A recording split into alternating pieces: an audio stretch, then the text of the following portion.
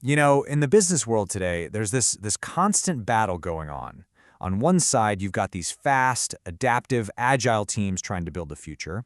And on the other, you've got slow, rigid, traditional financial planning. So let's dive into how we can bridge this gap and move from a world of control to one of genuine empowerment. And really, this quote says it all, doesn't it?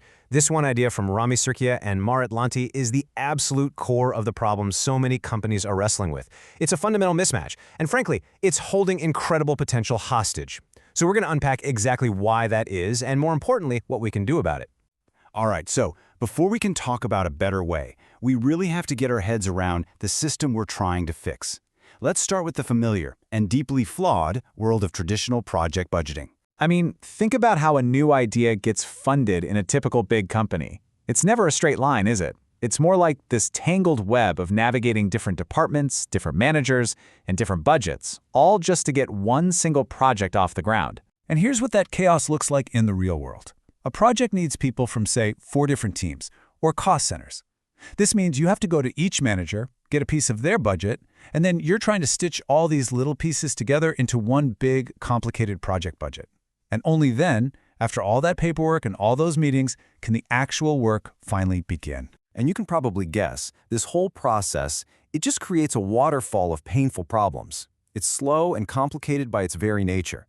It forces you to make huge, inaccurate decisions way too early when you have the least amount of information. The whole plan is so fragile, if one person gets pulled onto something else, the whole thing can grind to a halt. But the worst part? The goal becomes just keeping people busy, 100% busy, not actually delivering value to customers quickly. And this quote from Donald Reinertsen just hits the nail on the head. We have this idea that having everyone at 100% capacity is super efficient, but Reinertsen is telling us, no, it's the exact opposite. It is an economic disaster. It creates massive traffic jams of work, unpredictable delays, and it completely chokes the flow of value.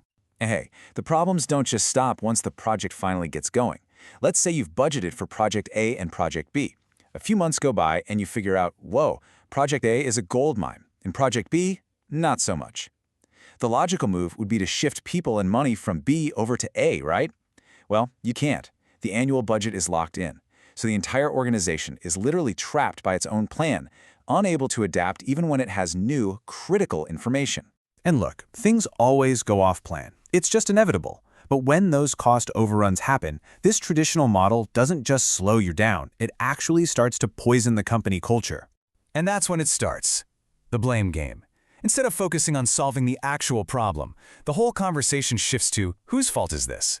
The system itself forces people to point fingers. It pits finance against development, teams against other teams. And it creates a culture of fear and hiding information, which absolutely crushes both productivity and morale.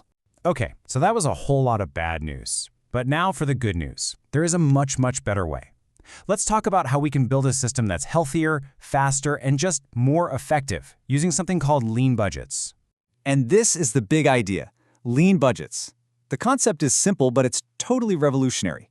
You stop funding these temporary one-off projects, and instead, you fund the value stream. Think of that as the long-lived team that's responsible for an entire product or service. This one change speeds everything up and just slashes all that administrative waste. What we're really talking about here is a fundamental shift in mindset. We're moving from a world of control to a world of empowerment. So instead of constantly shuffling people around to the work, we start bringing the work to these stable, expert teams that already exist. That old us versus them culture just evaporates, and it's replaced by a real sense of shared purpose that boosts both throughput and morale. Okay, so you're probably thinking, this sounds great, but how do we actually do it? What are the mechanics? Well, let's break it down into 3 clear, actionable steps. The whole approach really stands on 3 main pillars. First, we change how we fund things by focusing on value streams. Second, we guide what we fund using investment horizons. And third, we change who decides through something called participatory budgeting. All right, step 1 is a big one. Fund value streams. This means you give a budget directly to the team that owns the solution. This is huge. It empowers them to make smart decisions locally, where the best information lives. You get these stable, long-lived teams that become incredibly productive over time. And get this, your costs actually become predictable. You know exactly what that team costs for a set period, which, let me tell you, makes financial planning way, way simpler. Okay, next up, we've got to make sure we're not just putting out today's fires, right? We also need to be investing in tomorrow. And that's where investment horizons come in. It's a strategic tool that helps you balance the needs of the present with the needs of the future.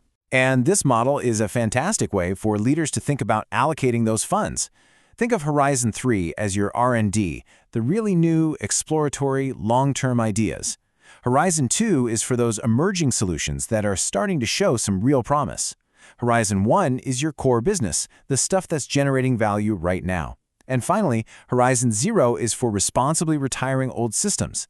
It's a simple framework for making some pretty complex strategic decisions. And this last piece of the puzzle completely changes how the budget actually gets divvied up. Once you've funded your value streams and you have a strategic vision from your horizons, you can stop making these big decisions in a vacuum. It turns budgeting from a top-down decree into a collaborative event where stakeholders decide together. And the payoff here is it's massive. Leaders get critical insights from the people who are actually closer to the work. You get real buy-in on the tough calls because guess what? Everybody was in the room for the conversation. And most importantly, engagement and morale just skyrocket when people feel a true sense of ownership. It's really all about making better decisions together. So, okay, you put these three pillars together. You're funding value streams, you're guiding investments with horizons, and you're using participatory budgeting. What happens? What's the end result? What does this empowered organization actually look like? Well, the result is pretty much a complete 180 from all those problems we talked about earlier. You go from high overhead to low overhead. From that us versus them mindset to we're all in this together. You move from low throughput and low morale to high throughput and high morale. And maybe the best part, at least for the folks in finance, is you go from constant budget surprises to a world of predictability. It is a genuine transformation. So really, this whole explainer boils down to one simple question you can take back to your own organization. Take a hard look at how you fund work, at your processes, at your culture. Is your budget a tool for empowerment, for speed, for innovation? Or is it an anchor holding your best people back? Because the answer to that question, well, it could change everything.